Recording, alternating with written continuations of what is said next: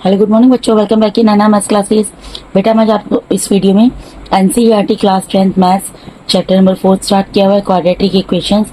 इसकी एक्सरसाइज 4.2 कर रहे थे, तो इसका question number 4th, 5th and 6 यहाँ पर कंप्लीट कराने जा रही हूँ। तो चलिए देखते हैं क्वेश्चन नंबर 4 में क्या बोल रहे हैं। क्वेश्चन नंबर 4 में बोल रहे हैं बेटा, find two consecutive positive integers sum of whose square is 365। आपको यहाँ पर क्या करना है, दो consecutive positive integers find out करने हैं जिनके स्क्वायर का सम 365 दिया। ठीक है जी, जिसके स्क्वायर का सम आपको 365 यहाँ पर गिवन है क्वेश्चन में। तो बेटा देखिए, जो चीज हमें निकालनी होती है ना, उसको हम क्या करते हैं, एज्यूम कर लेते हैं। तो क्योंकि यहाँ पर मुझे टू कंसेक्यूटिव पॉजिटिव इंटीजर्स निकालने हैं। ठीक है, कंसेक्यूटिव मतलब होता है, पहले भी बता चुकी हूँ एक वीडियो में के अंदर मैं, कंटिन्यूटी में जो कंटिन्यूस जो आते हैं, जो लगातार आते हैं। सपोज कीजिए आपके पास एक नंबर है 1, तो 1 का कंसेक्यूटिव पॉजिटिव इंटीजर्स नेक्स्ट क्या होगा, 1 + 1 2। ठीक है, तो क्योंकि मुझे यहाँ पर टू कंसेक्यूटिव पॉजिटिव इंटीजर निकालने हैं, तो मैं इनको एज्यूम कर लेती हूँ। तो मैं यहाँ पर लिखती हूँ बेटा, late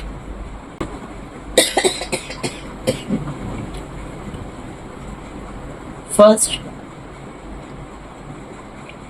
consecutive positive integer is equals to x। ठीक है जी, अब मैंने आपको जैसे कि बताया, कंसेक्यूटिव का मतलब होता है लगातार आने वाला, यानी कि जो भी पहला वाला इंटीजर है उसमें अगर 1 ऐड कर देंगे तो उससे नेक्स्ट आ जाएगा, फिर अगेन उसमें 1 ऐड कर देंगे तो उससे नेक्स्ट आ जाएगा। ठीक है जी, तो क्योंकि मैंने यहाँ पर फर्स्ट कंसेक्यूटिव पॉजिटिव इंटीजर को x एज्यूम किया है, then second consecutive positive integer क्या होगा बच्चे,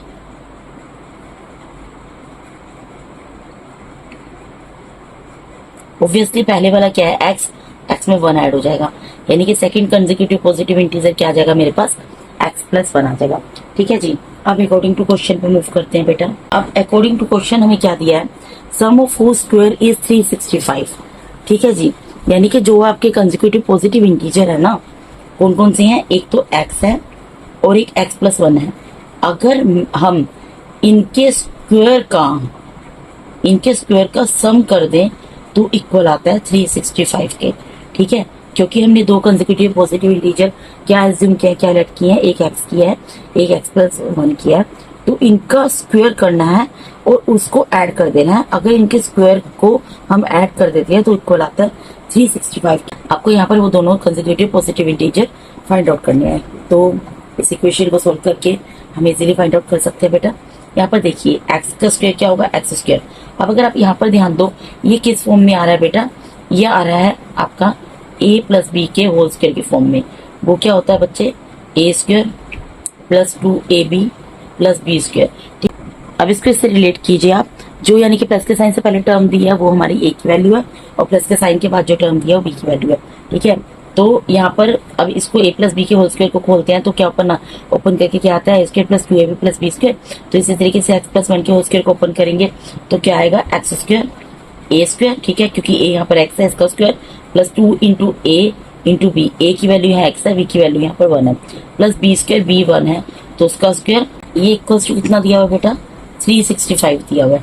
ठीक है, अब यहाँ पर देखिए आप, यहाँ पर भी x² है, यहाँ पर भी x² है, ये दोनों टर्म प्लस हो सकती हैं आपकी। यहाँ पर 2 × x × 1 है, इनको मल्टीप्लाई कर लेंगे तो x² + x² क्या हो जाएगा, 2x² + 2 × x × 1 क्या होगा, 2x + 1 का स्क्वायर क्या होगा, 1 = 365। ठीक है बेटा, अब 2x² एज इट इज रहेगा, + 2x एज इट इज रहेगा, + 1 एज इट इज रहेगा। 365 जो टर्म है राइट हैंड साइड में प्लस में है, लेफ्ट हैंड साइड में ले आएंगे इसको, प्लस से माइनस में आ जाएगी, वो क्या हो जाएगी, यहाँ पर माइनस में हो जाएगी। ठीक है, 365। अब इसको सोल्व कर लेंगे तो इन दोनों को तो कुछ नहीं कर सकते, 2x² + 2x तो ऐसे ही रहेगा। ठीक है, इसको सोल्व करेंगे, 365 में से 1 को माइनस करेंगे, 364 आएगा, = 0। ठीक है, अब हम इसमें देखिए कुछ कॉमन निकल सकता है, इसमें आप ध्यान दो, इसमें 2 कॉमन निकल सकता है। अगर हम इन तीनों में से 2 कॉमन निकालेंगे तो यहाँ पर क्या बचेगा, 2 तो बाहर चला गया, एक्स स्क्वायर बचेगा प्लस यहाँ 2 बाहर चला गया, एक्स बचेगा माइनस यहाँ पे 2 से इसको डिवाइड कर दो, 2 1 जा 2, 2 8 जा 16, 2 2 जा 4 इज इक्वल टू 0। अब ये क्या हो जाएगा, x square plus x minus 182 is equal to 0। ये 2 मल्टीप्लाई में डिवाइड में चला जाएगा, यानी कि यहाँ पर क्या आ जाएगा बेटा, x square plus x minus 182 is equal to 0। ठीक है, अब हमारे पास ये एक इक्वेशन आ गई है। अब हमें चेक करना है ये क्या है, क्वाड्रेटिक इक्वेशन है कि ये स्टैंडर्ड फॉर्म में है या स्टैंडर्ड फॉर्म में है। क्यों, क्योंकि यहाँ पर सिंगल वेरिएबल यूज हो रहा है और उसकी हाईएस्ट जो पावर है 2 है, यानी कि डिग्री 2 है। फर्स्ट टर्म की डिग्री 2 है, ठीक है जी, फर्स्ट टर्म की पावर 2 है और सेकंड टर्म में खाली जो वेरिएबल है और थर्ड टर्म कांस्टेंट है। ठीक है जी, तो अब इसको कैसे सोल्व करते हैं बेटा, आपको मैं बता चुकी हूँ। इसको सोल्व करना है बाय फैक्टराइजेशन मेथड। ठीक है, तो यहाँ पर लिख देंगे here a is equals to coefficient of x square is known as the value of a. What is the value of b? Coefficient of x is known as the value of b. And what about c? C is the third term which is constant, that is 182.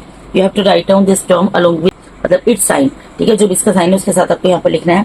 उसके बाद क्या करना है, a multiply by c, तो a की value 1 है, c की value 182 है, माइनस में इन दोनों को मल्टीप्लाई करेंगे, यहाँ पर आ जाएगा माइनस का 182। ठीक है, और b हमारा यहाँ पर आ गया है 1। ठीक है, यानी कि अब हमें क्या करना है, हमें फैक्टर करने हैं बेटा 182 के। ठीक है, 182 के फैक्टर करने हैं, यानी कि बेसिकली करना क्या है, हमें कोई दो नंबर ऐसे लेने हैं जिनको आपस में मल्टीप्लाई करके 182 आए और उन्हीं दो नंबर को आपस में प्लस या माइनस करके वो वैल्यू आए जो कि b की वैल्यू है। ठीक है जी, हमें बेसिकली यहाँ पर दो ऐसे नंबर लेने हैं जिनको मल्टीप्लाई करके वो आए जो a और c को मल्टीप्लाई करके आ रहा है, क्या है वो -182, और उन्हीं दो नंबर को आपस में यूज करके प्लस या माइनस करके वैल्यू आए b की। तो इसके लिए हम कैसे चेक करते हैं बेटा, यहाँ पर 182 का यहाँ पर क्या करेंगे, हम फैक्टर कर देंगे। तो यहाँ पर देखिए 2 से डिविजिबल है, 2 9 18, 2 1 2। ठीक है जी, फिर उसके बाद 7 से डिविजिबल है 7 1 7, 7 3 21। अगेन ये 13 से डिविजिबल है, 13 1 13। अब देखिए, अब अगर आप नोटिस करेंगे बेटा यहाँ पर कि अगर आप ये 2 7 से कितना होता है 14। ठीक है जी, 14 को अगर आप 13 से मल्टीप्लाई कर देंगे तो 182 आ जाएगा। आप करके देख लेना, यही आएगा बेटा। ठीक है, तो यानी कि इसके फैक्टर क्या होंगे बेटा, 14 मल्टीप्लाई बाय 13, यानी कि अगर मैं इसको 14 मल्टीप्लाई बाय 13 कर देती हूँ तो मेरे पास 182 आ जाता है। अब मुझे ये चेक करना है कि माइनस का साइन 14 क्या क्या लगेगा या 13 क्या क्या लगेगा। तो इसके लिए क्या होता है, करना होता है, यहाँ पर जो बी का आंसर है, बी की वैल्यू क्या 1, वो लिख दो, यहाँ पर इक्वल टू का साइन लगाओ, या 14 लिखो या 13 लिखो। अब आप ये देखो ये 1 कैसे आएगा, अगर मैं माइनस का साइन 14 क्या क्या लगा दूंगी तो क्या 1 आएगा, तो माइनस और इसके आगे प्लस का लगा दूंगी -1 आ जाएगा। ठीक है, लेकिन अगर मैं माइनस का साइन यहाँ पर लगाऊंगी तो क्या होगा, ये प्लस का 1 आएगा और बी की वैल्यू क्या प्लस का 1 है, तो यानी कि माइनस साइन किसके आगे लगेगा, 13 के आगे लगेगा, यानी कि -182। तो इस तरीके से मेरी यहाँ पर मैं देख सकती हूँ दोनों रिक्वायरमेंट फुलफिल हो रही है। 14 और 13 14 मल्टीप्लाई में -13 कर रही हूँ तो -182 भी आ रहा है, और 14 में से अगर मैं 13 को सब्ट्रैक्ट कर रही हूँ तो 1 भी आ रहा है। ठीक है जी, तो यानी कि इसकी मिडिल टर्म को स्प्लिट करना होता है। इसकी मिडिल टर्म को स्प्लिट करेंगे तो क्या आएगा, प्लस का 14x एंड माइनस का 13x। ठीक है, तो देखिए यहाँ पर मेरे पास क्वाड्रेटिक इक्वेशन क्या थी बेटा, x square plus x minus 182 is equal to 0 यही थी। ठीक है, एक्स स्क्वायर तो एज इट इज रहेगा, first term as it is रहती है। हम क्या कर रहे हैं, मिडिल टर्म को स्प्लिट कर रहे हैं 2 पार्ट्स में, तो हमने इसके फैक्टर करके देखिए क्या आ रहे हैं, प्लस का 14x माइनस का 13x माइनस का 182 जो थर्ड टर्म है एज इट इज रहेगी। सिर्फ हमें मिडिल टर्म को स्प्लिट करना होता है। उसके बाद क्या करना होता है, ये पहली 2 टर्म इनमें से कॉमन लेंगे, लास्ट की 2 टर्म इनमें से कॉमन लेंगे। ठीक है जी, इन दोनों में से क्या कॉमन आ जाएगा, इनमें से x कॉमन आ जाएगा, तो यहाँ पर 2 टाइम्स x था, 1 टाइम x बाहर चला गया, 1 टाइम x बचा, प्लस का साइन बचा और 14 बचा, x तो बाहर जा चुका है। अब यहाँ पर क्योंकि मुझे ये दोनों ब्रैकेट एक जैसे बनाने होते हैं तो यहाँ पर दोनों जगह माइनस है, मैं क्या करूंगी माइनस के साइन को कॉमन ले लूंगी, और क्योंकि मुझे स्टार्टिंग में यहाँ पर x रखना है तो क्या कॉमन ले सकती हूँ बेटा, मैं यहाँ पर 13 कॉमन ले सकती हूँ। ठीक है, 13 कॉमन ले लूंगी। आप यहाँ पर नोटिस करो 13 मल्टीप्लाई 14 करके तो 182 आया, तो 13 में कॉमन ले सकती हूँ, 13 कॉमन लूंगी, माइनस का साइन कॉमन लूंगी तो क्या होगा, अंदर के सारे साइन चेंज हो जाएंगे। तो 13 तो बाहर आ गया, माइनस का साइन बाहर आ गया, तो यहाँ पर क्या बच गया, प्लस का एक्स। ठीक है, ये माइनस का साइन क्योंकि बाहर चला गया तो मैंने आपको बोला अंदर की टर्म्स का साइन चेंज हो जाएंगे, तो यहाँ पर ये माइनस का साइन प्लस का साइन में कन्वर्ट हो जाएगा। और 13 को किससे मल्टीप्लाई करते हैं, 182 आता है बेटा 14 से। ठीक है, तो यहाँ पर 13 से आप अगर 182 को डिवाइड करेंगे तो 14 आएगा इक्वल्स टू 0। अब हमें ये दोनों ब्रैकेट एक जैसे बनाने थे, ये दोनों एक जैसे बन गया। इनको 1 टाइम यहाँ पे लिख देंगे, यहाँ पर मैं लिख दूंगी x plus 14 and x minus 13 is equals to 0। ठीक है जी, अब उसके बाद बेटा यहाँ पर एक लाइन खींचेंगे, यहाँ पर x प्लस 14 इसको भी इक्वल्स टू 0 लिखेंगे, और यहाँ पर x माइनस 13 इसको भी इक्वल्स टू 0 लिखेंगे। क्यों लिखेंगे? क्योंकि यहाँ पर दो वैल्यू जो निकलेंगी x की, वो दोनों वैल्यू हम निकाल लेंगे। ठीक है जी।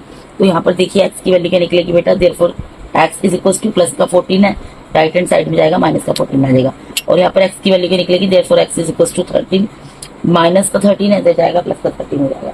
ठीक है जी, ये चीज आप देख सकते हो। अब हमें तो क्या लेना है, यहाँ पर इन्होंने बोला था 2 कंसेक्यूटिव पॉजिटिव इंटीजर, तो यहाँ पर आप देख सकते हैं x की वैल्यू एक तो पॉजिटिव आई है, एक नेगेटिव आई है, तो नेगेटिव वाली वैल्यू को तो स्किप कर दोगे, क्योंकि हमें क्या लेना है, पॉजिटिव इंटीजर लेना है। ठीक है, तो मैं यहाँ पर बेटा आपको लिख कर दिखाती हूँ मैं क्या लिखने वाली हूँ। यहाँ पर मैं लिखूंगी therefore first consecutive positive integer, क्या माना था हमने बेटा, हमने माना था x। ठीक है, और उसकी वैल्यू क्या लेंगे हम, 13। क्यों लेंगे मैंने आपको बता दिया, क्योंकि पॉजिटिव इंटीजर है, ये नेगेटिव में वैल्यू है, इसको हम नहीं लेंगे। And second consecutive positive integer, second consecutive positive integer बेटा हमने कैसे निकाला था, जो हमारा फर्स्ट पॉजिटिव कंसेक्यूटिव इंटीजर था जो कि x था, उसमें 1 ऐड करके, तो यहाँ पर x की वैल्यू हमने क्या लिया 13, 13 में 1 ऐड कर दोगे तो जो 14 है ये क्या निकल गया आपका second positive consecutive positive integer निकल गया। तो आप लिख सकते therefore first and second consecutive positive integers are 13 and 14 respectively, या फिर जैसे मैंने लिखा है अलग अलग लिख कर दिखा दिया सेपरेटली, इस तरीके से भी लिख सकते हैं, दोनों तरीके से सही है। ठीक है जी, तो इसके साथ ही आपका क्वेश्चन नंबर 4 यहाँ पर कंप्लीट होता है। अब मूव करते हैं क्वेश्चन नंबर 5 की तरफ। देखिए बेटा क्वेश्चन बहुत इजी है। क्वेश्चन में क्या बोल रहे हैं, the altitude of a right triangle is 7 centimetre. Altitude बेटा किसको बोला जाता है, एल्टीट्यूड बोला जाता है परपेंडिकुलर को।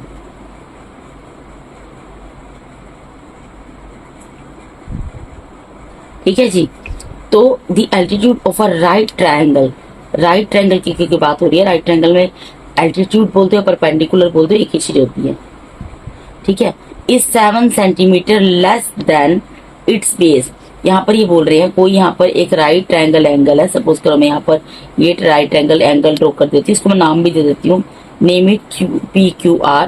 ठीक है, इसकी वर्टिस इसको मैंने PQR नाम दे दिया। There is no need to draw this figure. ठीक है, मैं सिर्फ ये ड्रॉ कर रही हूँ just for the sake of understanding, आपको अच्छे तरीके से मतलब एक्सप्लेन करने के पॉइंट ऑफ व्यू से ये ड्रॉ कर रही हो। ठीक है जी, अदरवाइज इट्स नॉट मैंडेटरी कि आप यहाँ पर फिगर ड्रॉ करके दिखाओ। अपने कन्वीनियंट के लिए अगर ड्रॉ करना चाहे तो कर सकते हैं, अदरवाइज इसको स्किप कर सकते हैं। ठीक है जी, तो यहाँ पर मैंने एक फिगर ड्रॉ कर दी है। ठीक है, यहाँ पर क्या बोल रहे हैं, if the hypotenuse is 13 centimetre. अब आपको पता है हाइपोटेन्यूज क्या होता है, ये होता है, तो इसका हाइपोटेन्यूज 13 सेंटीमीटर दिया है। फाइंड दी अदर 2 साइड्स, आपको 2 अदर साइड्स निकालनी है। तो साइड्स कैसे पता लगेंगे, देखो यहाँ पे एक रिलेशनशिप दिया है इसके एल्टीट्यूड और इसके बेस के अंदर। वो रिलेशनशिप क्या दिया है कि जो इसका एल्टीट्यूड है यानी कि इसका परपेंडिकुलर राइट ट्रायंगल का वो 7 सेंटीमीटर लेस देन है इसके बेस से 7 कम है। तो सपोज करो अगर मैं इसके बेस को x सेंटीमीटर मान लूं तो एल्टीट्यूड क्या है, बेस से 7 सेंटीमीटर कम है, तो वो क्या हो जाएगा x माइनस 7 सेंटीमीटर। ठीक है, क्योंकि बेस और एल्टीट्यूड यानी कि परपेंडिकुलर का रिलेशनशिप दिया है, वो ये दिया हुआ है कि इसका एल्टीट्यूड जो है वो इसके बेस से 7 सेंटीमीटर कम है। तो मुझे पहले बेस पता होना चाहिए, तभी तो मैं उसमें से 7 माइनस करके इसका एल्टीट्यूड फाइंड आउट कर सकूंगी। तो मैंने अज्यूम कर लिया let the base be x centimetre, therefore altitude be x minus 7 centimetre. ठीक है, और आपको ये दिया ही हुआ है यहाँ पर हाइपोटेन्यूज। तो जो मैं बोल रही हूँ वही मैं यहाँ पर आपको लिख कर दिखा देती हूँ। मैं यहाँ पर लेट कर लेती हूँ, let base is equal to x centimetre. Measurement की यूनिट सेंटीमीटर ले रही हूँ क्योंकि हमें 7 सेंटीमीटर ऑलरेडी दी हुई है और यहाँ 13 सेंटीमीटर ऑलरेडी दी हुई है। ठीक है जी, देयरफॉर एल्टीट्यूड, मैं एल्टीट्यूड वर्ड यूज कर रही हूँ क्योंकि क्वेश्चन में एल्टीट्यूड वर्ड यूज किया गया। ठीक है, ये क्या हो जाएगा x माइनस 7 सेंटीमीटर। ठीक है, हाइपोटेन्यूज क्या दिया हुआ है, हाइपोटेन्यूज क्या दी हुई है बेटा, हाइपोटेन्यूज दी हुई है 13 सेंटीमीटर।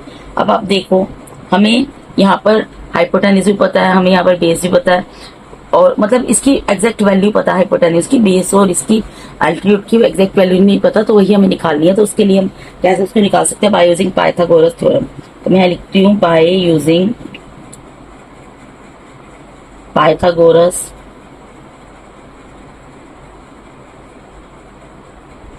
थ्योरम।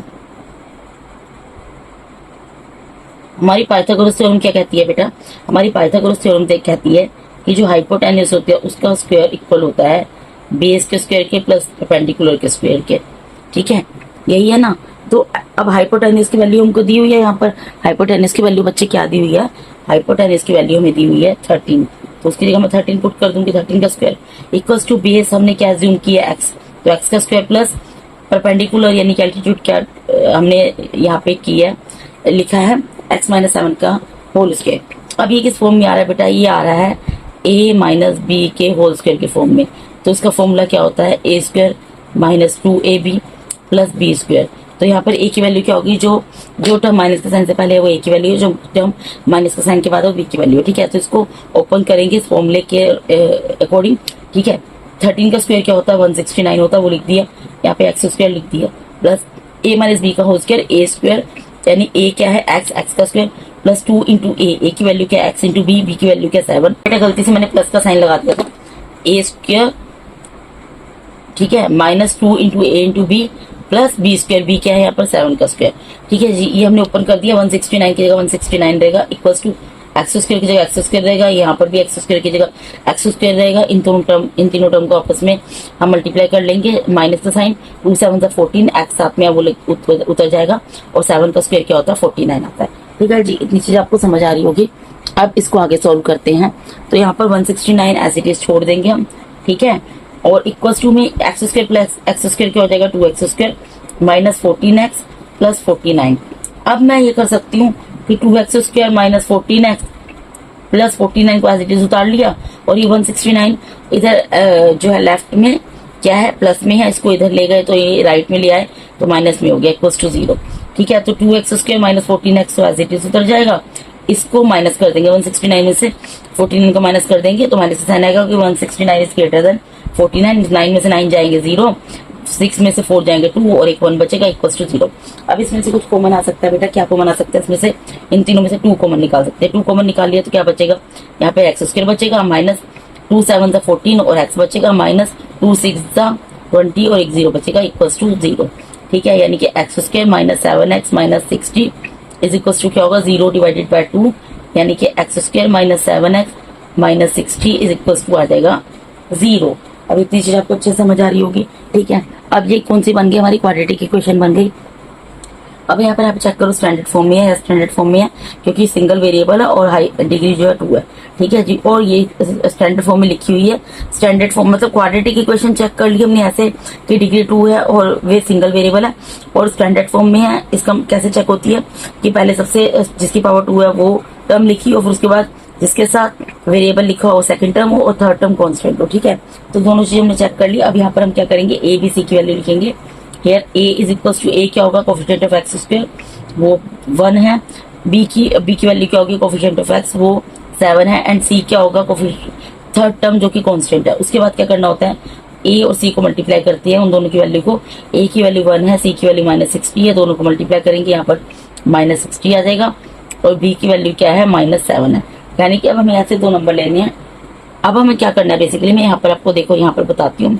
माइनस 60 के हमें क्या करनी है? यहाँ पर माइनस 60 के फैक्टर करना है। बेसिकली हमें ये चीज करनी है बेटा कि ऐसे 2 नंबर लेने हैं जिनको मल्टीप्लाई करके तो माइनस 60 आए, मतलब 60 आए। ठीक है, ऐसे 2 नंबर लेने हैं जिनको मल्टीप्लाई करके 60 आए और उन्हीं 2 नंबर को आपस में प्लस या माइनस करके 7 आए। ठीक है, जो माइनस का साइन है वो तो हम ले ही आएंगे। तो आपको ये अच्छे तरीके से पता है बेटा, अगर मैं यहाँ पर 12 5 कर दूं तो 60 आ जाता है। अब साइन कहाँ पर माइनस का आएगा वो मैं अभी आपको बता दूंगी कैसे देखते हैं, पहले ही बता चुके हैं। अब देखो यहाँ पर मुझे क्या चाहिए? -7 चाहिए और किन दोनों की हेल्प से चाहिए? 12 और 5 की हेल्प से चाहिए, क्योंकि इन 2 नंबर को प्लस या माइनस करके ही बी की वैल्यू आनी चाहिए ना। अब आप एक बात बताओ, अगर मैं माइनस का साइन यहाँ लगा दूंगी तो 7 तो आ जाएगा लेकिन प्लस का आएगा, तो मुझे क्या करना पड़ेगा? माइनस का साइन अगर मैं 12 के आगे लगाऊंगी और प्लस का साइन 5 के आगे लगाऊंगी तो मुझे -7 मिल जाएगा।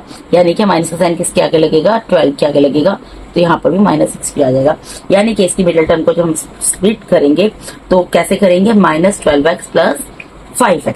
ठीक है जी, तो कर देते हैं। X square first term as it is रहेगी, फिर क्या आ रही है फैक्टर इसके मिडिल टर्म को स्प्लिट करके, मिडिल टर्म को स्प्लिट करके क्या आ रहा है बेटा -12x प्लस 5x, और थर्ड टर्म भी एज इट इज रहेगी 60, ठीक है जी, -60। अब इन दोनों में से कॉमन लेना है, फर्स्ट 2 टर्म में से और लास्ट 2 टर्म में से कॉमन लेना है। इन दोनों में से क्या कॉमन ले सकते हैं, x कॉमन लेंगे तो क्या बचेगा x -12, ठीक है, प्लस का साइन। इन दोनों में से क्या कॉमन ले सकते हैं, 5 लेंगे तो यहाँ क्या बचेगा, x बचेगा, 5 तो बाहर चला गया, माइनस का साइन बचेगा, और आप इसको डिवाइड करो, 5 1 5, 5 2 10, ठीक है, 12 आ जाएगा। अब ये दोनों ब्रैकेट एक जैसे बनाने होते हैं, एक जैसे बन गए हमारे, इन दोनों को 1 टाइम उतार देंगे, x -12 उतार दिया, और बाकी बची हुई टर्म को एक ब्रैकेट में उतार देंगे, वो क्या है x + 5 = 0, ठीक है। जब ये x के यहाँ पर दोनों वैल्यू निकाल लेंगे तो कैसे निकालेंगे, एक बार x -12 को = 0 लिख देंगे, एक बार x + 5 को = 0 लिख देंगे, ठीक है बेटा। इतनी चीज आपको अच्छे तरीके से समझ आ रही होगी, ठीक है। सॉरी हाइड हो गया था, इनको मैंने सेपरेटली लिखा है और कुछ भी नहीं किया, ठीक है बेटा। अब यहाँ पर x की वैल्यू निकल जाएगी, देयरफॉर x = -12, इधर जाके +12 हो जाएगा। इसी तरीके से यहाँ पर भी x की वैल्यू निकल जाएगी, ये +5 इधर जाके -5 हो जाएगा। अब x हमें किसको माना था, x हमने माना था बच्चे इसके बेस को, ठीक है जी, राइट ट्रायंगल के बेस को हमने क्या माना था, यहाँ पर x माना था। तो आप अच्छे तरीके से जैसा कि जानते हैं बेटा, जो कोई भी ट्रायंगल होता है उसका जो बेस होता है, ये माइनस में तो नहीं लेते, तो ये वैल्यू x की हम नहीं लेंगे, हम क्या लेंगे, पॉजिटिव वैल्यू लेंगे, वो क्या है 12, ठीक है। कंसीडर कौन सी वैल्यू को करेंगे, जो कि पॉजिटिव आई है, ठीक है। तो मैं यहाँ पर लिख देती हूँ, therefore base = x = 12 centimetre. Base की वैल्यू निकल गई 12 सेंटीमीटर, हाइपोटेनस पता था हमें 13 सेंटीमीटर। अब और क्या निकालना है, देन एल्टीट्यूड = x - 7 सेंटीमीटर होगा, ठीक है बेटा। तो x की जगह क्या आ जाएगा, 12 - 7, ठीक है, यानी कि 5 सेंटीमीटर। और हमारा यहाँ पर एल्टीट्यूड क्या निकल गया, 7 सेंटीमीटर, और उसके अलावा हाइपोटेन्यूज हमको ऑलरेडी मालूम है, ठीक है जी। तो मैंने यहाँ पर एल्टीट्यूड भी निकाल दिया 5 सेंटीमीटर। तो इस तरीके से बेटा यहाँ पर क्वेश्चन नंबर 5 भी कंप्लीट होता है। मूव करते हैं क्वेश्चन नंबर 6 की तरफ, ठीक है जी। अब देखिए 6 क्वेश्चन पहले मैं आपको एक्सप्लेन कर देती हूँ बेटा, बोल क्या रही है, a cottage industry produces a certain number of pottery articles in a day. कोई कॉटेज इंडस्ट्री है, ठीक है, वो कुछ जो है पोट्री आर्टिकल्स एक दिन में उसका उत्पादन करती है, प्रोड्यूस करती है उसको, ठीक है, बनाती है। इट वॉज ऑब्जर्व, ये देखा गया, ऑन अ पर्टिकुलर डे, किसी एक पर्टिकुलर डे में, that the cost of production, की जो कॉस्ट ऑफ प्रोडक्शन है कि किसी चीज को बनाने के ऊपर जो लागत लगती है, कॉस्ट लगती है, वो ऑफ ईच आर्टिकल, हर एक आर्टिकल की रुपीज में, वो 3 more than twice the number of articles produced on that. मतलब कि जितने आर्टिकल्स उस दिन बनाए गए ना, एक दिन देखा गया कि किसी एक पर्टिकुलर डे में जितने नंबर ऑफ आर्टिकल्स बनाए गए, कॉस्ट जो है उन आर्टिकल का 2 times भी थी और उनसे 3 ज्यादा भी थी। If the total cost of production on that day was 90, अगर हम ये मान ले कि टोटल कॉस्ट ऑफ प्रोडक्शन उस दिन 90 रुपए की थी, यानी प्रोडक्शन जो भी पोट्री आर्टिकल्स का किया गया, उनको बनाने के ऊपर जो लागत आई उस दिन वो 90 रुपीज की आई। Find the number of articles produced and cost of each article. तो हमें ये बताना पड़ेगा कि उस दिन कितने आर्टिकल्स बनाए गए और हर एक आर्टिकल की कीमत क्या रही होगी, ठीक है जी। बहुत ज्यादा इजी क्वेश्चन है, देखिए मैं आपको बताती हूँ। सबसे पहले जो फर्स्ट हमें यहाँ पर ये चीज दी हुई है, इसको हम यूज करेंगे। It was observe that on a particular day the cost of production of each article in rupees वो 3 more than twice the number of articles produced on that day. यानी कि बेटा कॉस्ट ऑफ प्रोडक्शन किसके ऊपर depend करती है, number of article के ऊपर। तो क्योंकि कॉस्ट ऑफ प्रोडक्शन हम तभी निकाल सकते हैं जब हमें नंबर ऑफ आर्टिकल्स पता हो। सबसे पहले हम क्या करेंगे, इसके लिए नंबर ऑफ आर्टिकल्स को एज्यूम कर लेंगे। तो मैं यहाँ पर लिखती हूँ, let number of articles be x, ठीक है। हमने मान लिया नंबर ऑफ आर्टिकल्स एक्स थे, ठीक है। तो देन तो कॉस्ट ऑफ प्रोडक्शन क्या रहेगी, कॉस्ट ऑफ प्रोडक्शन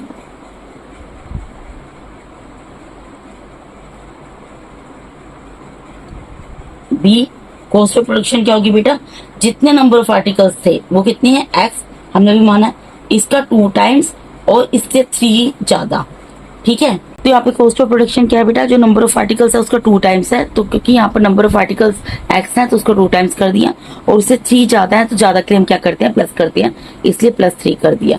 अब आगे बढ़ते हैं। उसके बाद क्या है, हमें टोटल कॉस्ट ऑफ प्रोडक्शन दी हुई है। हमें क्या दिया हुआ है, टोटल कॉस्ट ऑफ प्रोडक्शन दी हुई है। टोटल कॉस्ट प्रोडक्शन की कितनी लगी, ₹90। ठीक है। अब अगर आपको टोटल कॉस्ट ऑफ प्रोडक्शन निकालना है तो टोटल कॉस्ट ऑफ प्रोडक्शन कैसे निकालोगे बेटा, देखो किसी भी दिन जितने आर्टिकल बने, ठीक है, ये दोनों रिलेशन मैंने को बता दिया कि किसी एक पर्टिकुलर डे में नंबर ऑफ आर्टिकल जितने बने थे, कॉस्ट ऑफ प्रोडक्शन क्या थी, वो नंबर ऑफ आर्टिकल का 2 टाइम्स थी और उनसे 3 ज्यादा थी। तो कॉस्ट ऑफ प्रोडक्शन कैसे निकालेंगे बेटा, कॉस्ट ऑफ प्रोडक्शन निकलेगी number of articles multiply by cost of article. अगर मैं जितने भी आर्टिकल हैं, ठीक है, उनकी संख्या को, उनके नंबर को कॉस्ट ऑफ प्रोडक्शन से मल्टीप्लाई कर दूंगी तो टोटल कॉस्ट ऑफ प्रोडक्शन निकल जाएगी। तो मुझे क्या करना पड़ेगा, यानी कि यहाँ पर एक्स को मल्टीप्लाई करना पड़ेगा 2x + 3 से, ये इक्वल्स टू मेरा दिया हुआ है यहाँ पर 90 के। ठीक है, अब इसको मैं सोल्व कर सकती हूँ। यहाँ पर एक सिंगल वेरिएबल है, ठीक है, सिंगल वेरिएबल है तो क्या होगा, टर्न बाय टर्न अंदर के टर्म से ये वाली टर्म मल्टीप्लाई हो जाएगी। यहाँ वेरिएबल नहीं टर्म वर्ड यूज होगा, तो ये बाहर एक सिंगल टर्म दी हुई है, तो ये टर्म टर्न बाय टर्न अंदर की टर्म से मल्टीप्लाई हो जाएगी। तो x जब 2x से मल्टीप्लाई होगा 2x² बन जाएगा, प्लस 3x से मल्टीप्लाई होगा 3x बन जाएगा, इक्वल्स टू 90 है। तो यहाँ पर क्या हो जाएगा, 2x² + 3x as it is रहेगा। ठीक है बेटा, 90 प्लस क्या है, RHS से LHS में जाएगा, माइनस का हो जाएगा, इक्वल्स टू 0। ठीक है, अब क्या है, हमारी क्वाड्रेटिक इक्वेशन है, यस हमारी क्वाड्रेटिक इक्वेशन है। क्यों, क्योंकि यहाँ पर डिग्री 2 है, सिंगल वेरिएबल यूज कर रहा है, हो रहा है। अब क्या ये स्टैंडर्ड फॉर्म में है, यस स्टैंडर्ड फॉर्म में है। क्यों, क्योंकि हमने पहले यहाँ पर वो वाला वेरिएबल लिखा है जिसकी डिग्री 2 है, उसके बाद वेरिएबल वाली टर्म लिखी है, उसके बाद कॉन्स्टेंट वाली टर्म लिखी है। ठीक है जी, अब यहाँ पर हमें क्या करना है, जैसे हम अभी तक करते आ रहे हैं, फैक्टर करने हैं, मिडिल टर्म को 2 पार्ट्स में स्प्लिट करना है। उसके लिए यहाँ पर क्या करना पड़ेगा, सबसे पहले ABC की वैल्यू लिखनी पड़ेगी। तो hair A is equals to coefficient of x² is the value of A, B is equals to 3, coefficient of x is equals coefficient of x is the value of B, and what about C, third term which is constant is the value of C। उसके बाद क्या करना है, A और C को multiply करना है। A की वैल्यू 2 है, C की वैल्यू -90 है, इन दोनों को मल्टीप्लाई कर लेंगे, -180 आ जाएगा, एंड B की वैल्यू हमें पता है यहाँ पर 3 है ऑलरेडी। तो अब हमें क्या करना है, हमें कोई 2 नंबर ऐसे लेने हैं जिनको आपस में मल्टीप्लाई करके तो 180 आए, और नहीं 2 नंबर को आपस में प्लस या माइनस करके 3 आए।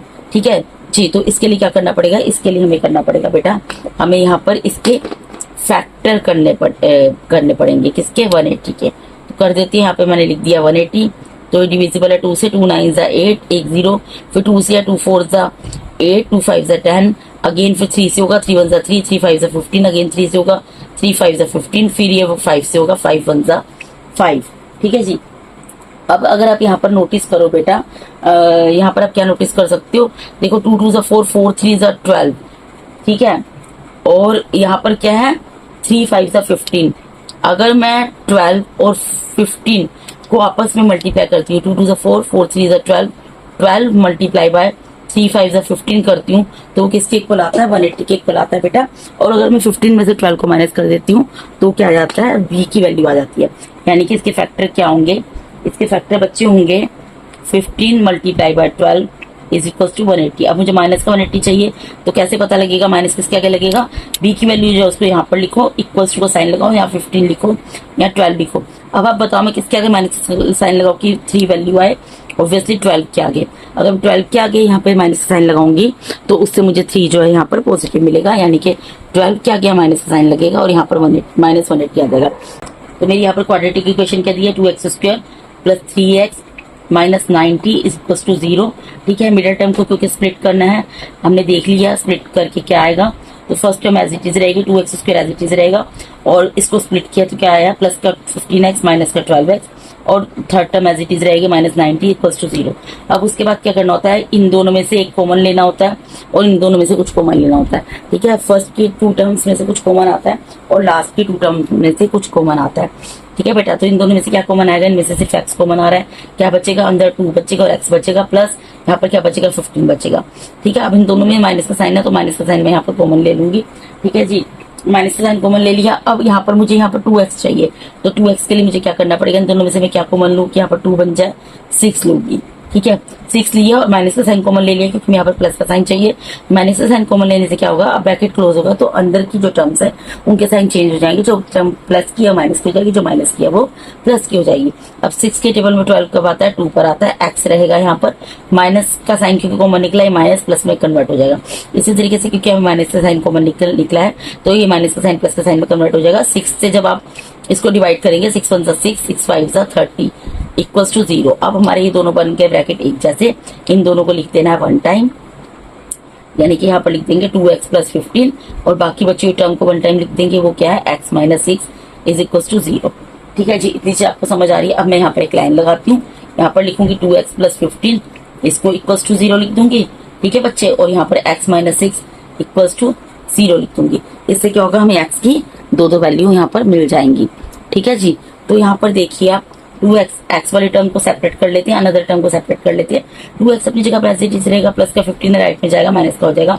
यहाँ पर आप देख सकते हैं x के साथ 2 मल्टीप्लाई में है तो x की वैल्यू निकालनी है। Therefore x is equals to -15 अपनी जगह पर एज इट इज रहेगा, 2 मल्टीप्लाई में डिवाइड में चला जाएगा तो x की वैल्यू यहाँ पर क्या आ गई, -15 डिवाइडेड बाय 2।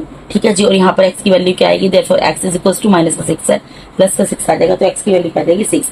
तो हम नेगेटिव वैल्यू को तो लेंगे ना, पॉजिटिव वैल्यू को लेंगे क्योंकि नंबर ऑफ आर्टिकल नेगेटिव में तो नहीं होंगे ना, पॉजिटिव में होंगे। तो मैं यहाँ पर लिख देती हूँ देयरफॉर नंबर ऑफ आर्टिकल्स, क्योंकि पहले तो नंबर ऑफ आर्टिकल्स बताएंगे ना कितनी है, वो हमने क्या माने थे x, यानी कि कितनी है वो 6। ठीक है, उसके बाद हमें बतानी है हैंस कॉस्ट ऑफ प्रोडक्शन। मैं लिख देती हूँ hence cost of production. Production की कॉस्ट कितनी थी बेटा, जो आर्टिकल्स था उसकी 2 टाइम्स थी, उससे 3 ज्यादा थी, यानी कि आर्टिकल्स हमारे क्या निकले हैं 2 मल्टीप्लाई बाय x क्या जाएगा 6 + 3। ठीक है, तो 2 6 12 + 3 यानी कि नंबर कॉस्ट ऑफ प्रोडक्शन कितनी निकल गई 15। ठीक है, तो ये कॉस्ट, क्योंकि कॉस्ट की बात है तो ये रुपीज में निकलेगी, ₹15। ठीक है, और नंबर ऑफ आर्टिकल्स है तो नंबर में निकलेंगे, वो 6 निकल गए। ठीक है, तो इसके साथ ही बेटा यहाँ पर मैंने आपको इसका क्वेश्चन नंबर 6 भी कंप्लीट करा दिया और इसके साथ ही आपकी एक्सरसाइज 4.2 पूरी होती है कंप्लीट। तो इसके साथ बेटा मैंने यहाँ पर आपको NCERT class 10th maths chapter number 4 quadratic equations इसकी एक्सरसाइज 4.2 का क्वेश्चन नंबर 4, 5, 6 पूरा कंप्लीट करा दिया है। और इन तीनों क्वेश्चन के कंप्लीट होने के साथ ही हमारी एक्सरसाइज 4.2 पूरी कंप्लीट हो जाती है। बेटा अगर आप मेरे चैनल पे नए हैं, पुराने भी हैं, और अगर आप लोग को मेरा टीचिंग मेथड अच्छा लगता है तो मेरे चैनल को सब्सक्राइब कीजिए, अपने फ्रेंड्स अपने रिलेटिव्स के साथ इसके लिंक को शेयर कीजिए। ठीक है जी, अगर आपको मेरे पढ़ाए हुए किसी भी क्वेश्चन में कहीं पर भी किसी भी तरीके का कोई भी डाउट आता है तो आप कमेंट बॉक्स में क्वेरी पुट कर सकते हैं, उस क्वेश्चन नंबर को लिख के, एक्सरसाइज नंबर लिखकर। मैं डेफिनेटली कोशिश करूंगी कि उस क्वेश्चन की दोबारा से आपको समझा सकूं। ठीक है जी, and thank you so much for watching my videos बेटा। God bless all of you. Thank you so much once again.